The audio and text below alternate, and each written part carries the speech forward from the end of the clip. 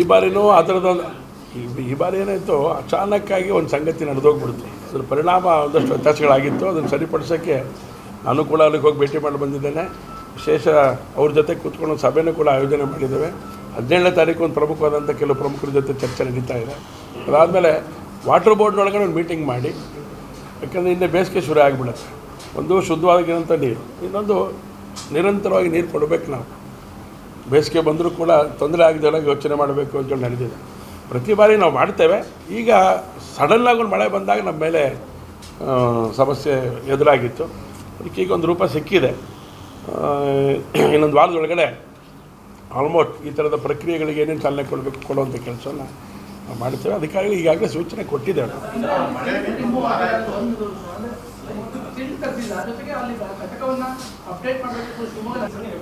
ಅಲ್ಲಲ್ಲ, ನಾಗರಿಕರ ವೇದಿಕೆ ಡಿಮ್ಯಾಂಡ್ ಒಂದು ಭಾಗ, ಅದು ಅದ್ರ ಬಗ್ಗೆ ಅದನ್ನು ಯೋಚನೆ ಮಾಡ್ತಾ ಇದ್ದೇವೆ. ನಾವೊಂದಷ್ಟು ಯೋಚನೆ ಮಾಡಿ ವಾಟರ್ ಸಪ್ಲೈ ಸೆಕೆಂಡ್ ಸ್ಟೇಜ್ ಔಟ್ಸ್ಕರ್ಟಿಗೆ ಸಂಬಂಧಪಟ್ಟಂತೆ ಗಮನದಲ್ಲಿ ಇಟ್ಕೊಂಡು ಎಲ್ಲ ಸಂಗತಿನ ಯೋಚನೆ ಮಾಡಬೇಕು ಅಂಥೇಳಿ ಈಗಾಗಲೇ ಅದಕ್ಕೊಂದು ಬೇಕಾಗಿರೋಂಥ ಭೂಮಿಗೆ ಬೇಕಾಗಿರೋಂಥ ಸಂಗತಿಗಳು ಈಗಾಗಲೇ ಯೋಚನೆ ಮಾಡಿದ್ದೇವೆ. ಅಲ್ಲಿಯ ನಮ್ಮ KWSನ MD ಇಲ್ಲಿ ಶಿವಮೊಗ್ಗದ DC ಆಗಿದ್ದರು, ಅವರು ಸೆಲ್ವಮಣಿ, ಅವ್ರ ಜೊತೆ ಕೂತ್ಕೊಂಡು ಮಾತುಕತೆ ಮಾಡಿದ್ದೇನೆ. ನೀವು ಎನಿ ಟೈಮ್ ಯಾವುದನ್ನು ಆ ಪ್ರಪೋಸಲ್ನ ಕಳಿಸ್ಕೊಂಡು ಅದನ್ನು ಕ್ಲಿಯರೆನ್ಸ್ ಕೊಡಿಸ್ತೀನಿ ಅಂತ ಹೇಳಿದ್ದಾರೆ. ಸಂಬಂಧಪಟ್ಟಂಥ ಈ ವಿಚಾರಕ್ಕೆ ಸಂಬಂಧಪಟ್ಟಂತೆ ನಾವು ಸೆಷನ್ನಲ್ಲೂ ಈಗಾಗಲೇ ನಾವು ಚರ್ಚೆ ಮಾಡಿ, ನಮಗೆ ಬೇಕಾದ್ರೆ ಹೆಚ್ಚುವರಿ ನೀರು ಎಷ್ಟು ಬೇಕು, ಎಷ್ಟು TMC ಬೇಕು, ಅದನ್ನು ಈಗಾಗಲೇ ನಮಗೆ 2 TMC ಬೇಕು ಅಂತ ಕೇಳಿದ್ವಿ. ಅದಕ್ಕೆ ಪರ್ಮಿಷನ್ನು ಕೂಡ ಈಗ ಕೊಟ್ಟಿದ್ದಾರೆ ನೀರಾವರಿ ಇಲಾಖೆಯಿಂದ. ಆ ಥರದ ಪ್ರೋಸೆಸ್ಗಳನ್ನು ಮಾಡ್ಕೊಂಡಿದ್ದೆ. ಜಾಗದೊಂದು ಈಗಾಗಲೇ ನಾವು ಸರ್ಕಾರಕ್ಕೆ ಕಳಿಸ್ಕೊಟ್ಟಿದ್ದೀವಿ. ಸೊ ಅದಾದರೆ ನಮಗೆ ಉಳಿದಂತೆ ನಮಗೆ ಏನೇನು ಬೇಕೋ, ಅಭಿವೃದ್ಧಿ ಆಗಿರುವಂಥ ಟೆಕ್ನಾಲಜಿಗಳೇನಿದೆ ಅದನ್ನ ಇಟ್ಕೊಂಡು ಇನ್ನೊಂದು ಸಂಗತಿಗಳನ್ನು ಯೋಚನೆ ಮಾಡಲಿಕ್ಕೆ ಈಗಾಗಲೇ ಜಾಗದ ಅವಶ್ಯಕತೆ ಇದೆ. ಅದಕ್ಕೆ ಈಗಾಗಲೇ ನಾವು ಯೋಚನೆ ಮಾಡಿ ನಾವು ಮುಂದಕ್ಕೆ ಹೋಗಿದ್ದೇವೆ. ಟೈಮ್ ತೊಗೊಳುತ್ತೆ ಅದಕ್ಕೆ.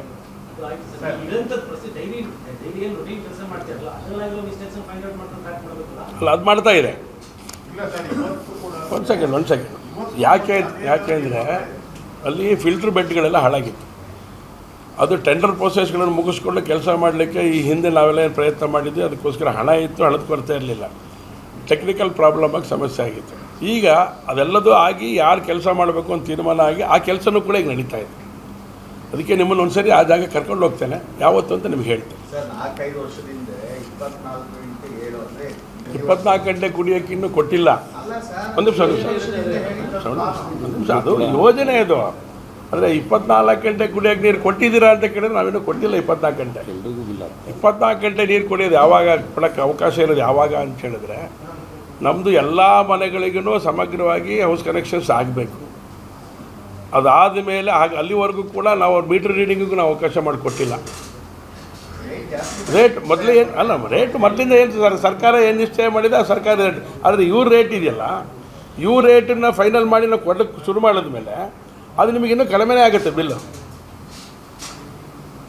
ಅದಕ್ಕೆ ಮಿನಿಮಮ್ 24 ಗಂಟೆ ನಿಮಗೆ ಸಿಗೋದು ಯಾವಾಗ ಅಂತ ಹೇಳಿದ್ರೆ, ಎಲ್ಲ ಟ್ಯಾಂಕ್ಗಳಲ್ಲೂ ನೀರು ಎನಿ ಟೈಮ್ ಇರೋ ಹಾಗೆ ನೋಡ್ಕೊಂಡ್ಮೇಲೆ. ಅದಕ್ಕೀಗ ಪ್ರಯತ್ನಗಳು ನಡೀತಾ ಇದೆ. ಕೆಲವು ಕಡೆಗೆ ಬರ್ತಾ ಇದೆ, ಕೆಲವು ಕಡೆಗೆ ಸಮಸ್ಯೆ ಆಗಿದೆ. ಸಾಲ್ಟ್ ಔಟ್ ಮಾಡ್ಕೊಂಡು ಸೆಟರೇಟ್ ಮಾಡಿ, ಮುಂಚೆ ಯಾರು ಕೆಲಸ ಮಾಡ್ತಿದ್ರು ಅವರೆಲ್ಲ ಬಿಟ್ಟು ಹೋಗ್ಬಿಟ್ರಿ. ಈಗ ಆ ಇಂಜಿನಿಯರ್ಸ್ಗಳೆಲ್ಲ ಉಳಿದವ್ರ ಹತ್ರ ಇಟ್ಕೊಂಡು ಮಾಡ್ತಾ ಇದ್ದಾರೆ. ನಮಗೆ ಸ್ಟಾಫ್ ಕೊಡ್ತಾ ಇದೆ ಅಂತ ನಾವು ಅವ್ರ ಜೊತೆ ಕೂತ್ಕೊಂಡು ಚರ್ಚೆ ಮಾಡಿದಾಗ ಹೇಳಿದ್ದಾರೆ. KWS ಅವ್ರ ಹತ್ರ ನಾವು ಮಾತುಕತೆ ಮಾಡಿದ್ದೀವಿ, UD ಮಿನಿಸ್ಟರ್ ಹತ್ರ ಮಾತಾಡಿದ್ದೀವಿ. ಅವರು ಅದಕ್ಕೆ ಸ್ವಲ್ಪ ಪೂರಕವಾದಂಥ ವಾತಾವರಣದ ಮಾತುಕತೆಗಳು ಮಾಡಿದ್ದಾರೆ. ನಮಗೆ ಅಧಿಕಾರಿಗಳನ್ನು ಕೊಡ್ತೀನಿ ಅಂತ ಹೇಳಿದ್ದಾರೆ. ಅಧಿಕಾರಿಗಳ ಜೊತೆಗೆ ಇಟ್ಕೊಂಡು ಕಾರ್ಯವನ್ನು ಮಾಡ್ತಾರೆ.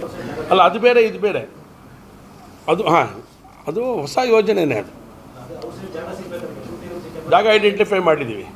ಜಾಗ ಐಡೆಂಟಿಫೈ ಮಾಡಿ ಈಗಾಗಲೇ ಒಂದು ಶೆಟ್ಟಿಹಳ್ಳಿ ಅಭಯಾರಣ್ಯ ಅಂತ ಬಂದುಬಿಟ್ಟಿದೆ. ಅದರೊಳಗಡೆ ಶೆಟ್ಟಿಹಳ್ಳಿ ಅದು ನಮ್ಮದು ರೆವಿನ್ಯೂ ಜಾಗ. ಅದು ಅದ್ರ ಬಗ್ಗೆ ಒಂದಷ್ಟು ಚರ್ಚೆಗಳು ನಡೀತಾ ಇದೆ. ಅಲ್ಲೇ ಆಗಿಬಿಟ್ರೆ ಒಂದೇ ಕಡೆ 24 ಎಕರೆ ಸಿಕ್ಬಿಡುತ್ತೆ ನಮಗೆ. ಇಲ್ಲದ್ರೆ ಕೆಲ ಕಡೆ 5 ಎಕರೆ ಇದೆ, 6 ಎಕರೆ ಇದೆ. ಈ ಥರದ್ದೆಲ್ಲ ಒಂದಷ್ಟು ಸಮಸ್ಯೆಗಳಿದೆ. ಅದನ್ನು ಹೇಗೆ ಅದು ಇಲ್ಲ ಅಂತೇಳಿ ಅದು ಕೊಡಬೇಕು ಅಂತ ತೀರ್ಮಾನ, ಅಭಯಾರಣ್ಯನ ಹೌದು ಅಂತ ಆದರೆ, ಯಾಕಂದ್ರೆ ನಮ್ಮ ರೆವಿನ್ಯೂ ರೆಕಾರ್ಡ್ಸ್ಗಳಲ್ಲಿ ಅಭಯಾರಣ್ಯ ಅಂತ ಇಲ್ಲ. ಶೆಟ್ಟಿಹಳ್ಳಿ ಅಭಯಾರಣ್ಯಕ್ಕೆ ಸೇರುತ್ತಲ್ಲ, ಅದಕ್ಕೋಸ್ಕರ ಸ್ವಲ್ಪ ಟೆಕ್ನಿಕಲ್ ಪ್ರಾಬ್ಲಮ್ ಆಗಿದೆ. ಶೆಟ್ಟಿಹಳ್ಳಿ ಅಭಯಾರಣ್ಯ ಅಂತಲೇ ಇರೋದ್ರಿಂದ ಶೆಟ್ಟಿಹಳ್ಳಿ ನಮ್ಮ ದಾಖಲೆ ಒಳಗಡೆ ಅದು ಎಲ್ಲ ಒಂದು ಕಡೆ ಮಿಸ್ಟೇಕ್ ಆಗಿರೋದ್ರಿಂದ ಅದನ್ನು ಸರಿಪಡಿಸ್ಕೊಂಡು ಈಗಾಗಲೇ ಮಾಡೋಕ್ಕೆ ಈಗಾಗಲೇ ನಡೆದಿದೆ. AC ಅವರು ಅದ್ರ ಬಗ್ಗೆ ಗಮನಿಸ್ತಾ ಇದ್ದಾರೆ.